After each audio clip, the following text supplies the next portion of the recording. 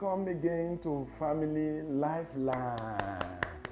Thank you for joining me today in this life-changing, family-transforming program. My name is Bisi Adewale. I'm a family coach. Today, I'll be exposing many funny things couples fight about in marriage. Funny things they fight about in marriage. I want you to sit down with me so that we can expose them to you, so that you stop this nonsense, so that you will stop fighting. The first one I will talk about is about shoes. Shoes. Do you know that couple fight about shoes? How? See this? This is socks inside the shoe. Wow! Can you believe that this particular attitude broke a marriage? The husband is found of putting his socks inside the shoe. His wife found it nauseating, serious, scolded the man. They began to fight. They resorted to violence, and it ended their marriage. Shoes. It's funny, but that is the truth. Number two, couple do fight about how to press toothpaste. Whether toothpaste should be pressed in the middle, or it should be pressed at the top, it should be pressed evenly. How does it matter? What does it add to you? Either toothpaste is pressed in the middle or pressed at the end. Stop these funny things you are doing in your marriage. Number three, do you know that couple fight about who should sleep at the edge of the bed? Yay! You won't believe it, but that is the truth. Who should sleep at the edge of the bed? The wife insists, I should be. There's a particular couple that insisted like that. The wife insisted, I should sleep at the edge of the bed because my baby is in the baby cot. I want to carry my baby. I don't want to be climbing my husband. I don't want to be climbing my husband to go and carry my baby. The husband responded, I'm the head of this family. I must sleep at the edge of the bed. Peradventure, even any burglar, any armed robber want to enter into this room, I should be the one to confront him. Very funny, and they began to fight, to scatter their marriage because of this. Every night they fight. It's funny, but if you don't grow into maturity, you'll be fighting needless fights. You need to outgrow this and become a better person in your marriage. Number four, couple do fight about whether lights should be on or off in their room. When they sleep in the night, somebody wants the light to be on, another wants it off, and they find it so difficult to agree on this. You need to change. You need to agree. You need to sit down and agree. Number five, they do fight about who farted in the room. It's smelling. Who farted? Which mad person farted in this room? You are two in number in the room. If it's not you, you know the person. And there's nobody that do not fart. In fact, you are to fart about 14 times a day. So says science. So stop fighting unnecessarily. I'll be back shortly. Family Lifeline.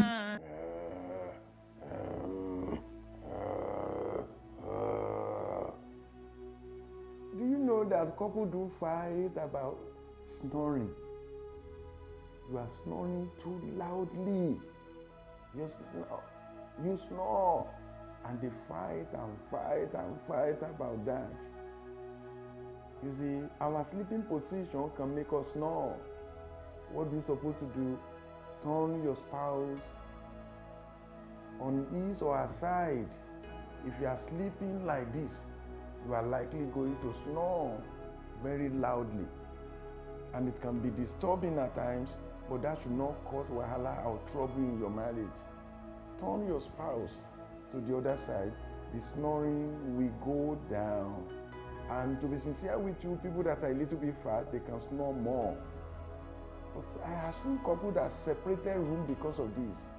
That should not be. We must be tolerant of each other. You should be tolerant of each other. Don't allow snoring, but things that are natural to destroy your marriage. Number 7, dressing too slowly. Men are fond of complaining that my wife dressed too slowly to tie the gele, to wear the blouse, to do the makeup. It will take us a long time. What's my answer for this? Get involved. Get involved. When a man complains that the wife is dressing too slowly, you forgot that she's not just dressing herself. She's dressing your children. At the same time, preparing food for the whole family. What are you supposed to do? Get involved. Get involved. When we just got married and I discovered that my wife was slow in dressing and everything, I got involved. I will iron the clothes. And I discovered that anytime she wants to do the edgear, that will cause a lot of trouble on Sunday morning. So on Saturday night, I call her, are you using edgear tomorrow? Can we prepare it now? So she will do the edgear today and use some safety pin and some other pin to hang it. Then we hang it like this. It's practical, but that is the truth. Doing edgear can take time. At times they do it, overdo it, and do it again and do it again. 1 hour, 2 hours, they are still doing it. So prepare. Let's iron all our clothes on Saturday. If you are going to church on Sunday, if you are going to work on Monday, iron all your clothes on Sunday night. This will help a lot. Polish the shoe. This will cut a lot of time. And husband step into the bedroom, bathe the children while the wife is cooking. Or you step into the kitchen and do the wonder of cooking while your wife is bathing your children. When you make the woman to do all the work in the house, you will think she's slow. She's not slow. She's only doing too much. She's only carrying the burden of both of you on her head alone.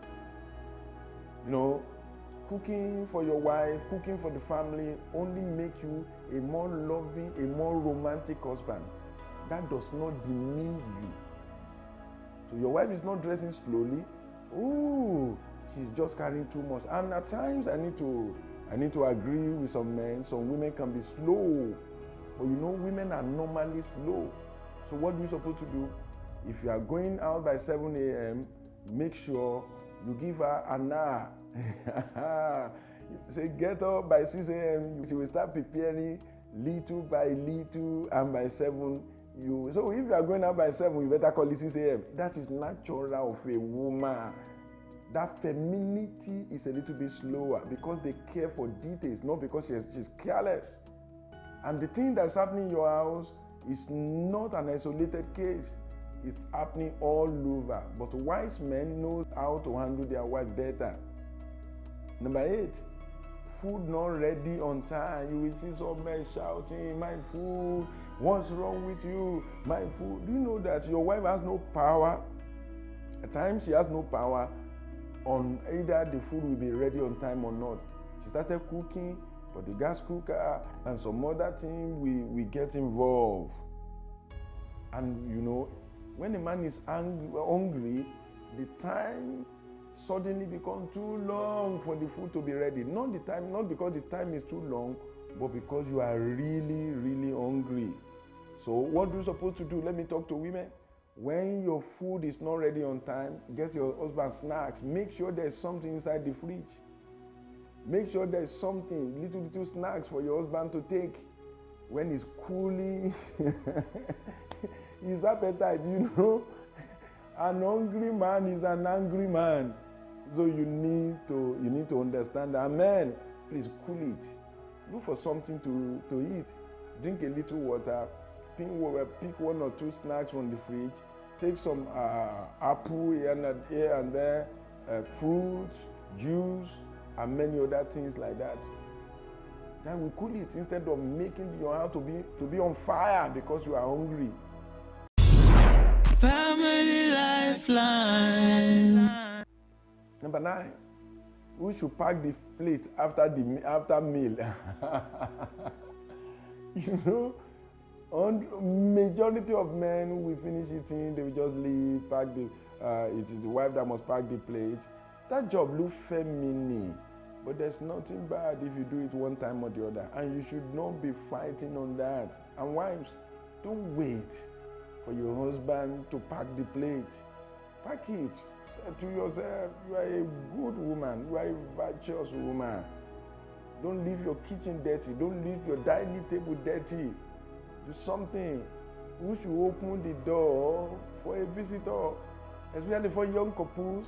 When the children are not yet there, the visitor will be knocking. The husband will say, go and answer the door. The wife will say, no, you are the one that should go there. This should not be. Honor each other, honor God in your life.